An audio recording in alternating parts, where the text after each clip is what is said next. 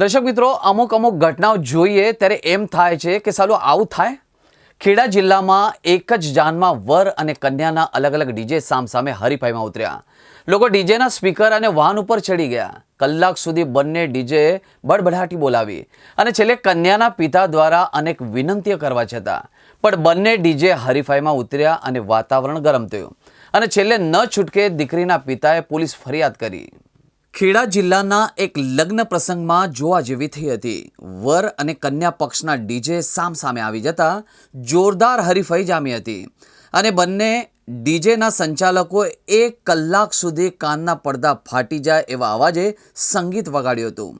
આ દરમિયાન અફરાતફરીનો માહોલ સર્જાયો હતો. કેટલાક લોકો ડીજેના વાહન ઉપર ચડી ગયા હતા અને હંગામો મચાવી દીધો હતો.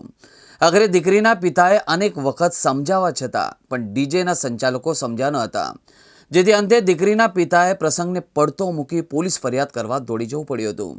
પોલીસે બંને ડીજેના માલિકોની અટકાયત કરી છે. પોલીસે આ કેસમાં અટકાયતી પગલાં લીધા છે અને બંને આરોપીઓ સામે કાયદેસરની કાર્યવાહી હાથ ધરી છે. જોકે જાહેરમાં ડીજે વગાડવા પર પ્રતિબંધ લાદવામાં આવે તેવી માંગ પણ પ્રબળ બની છે.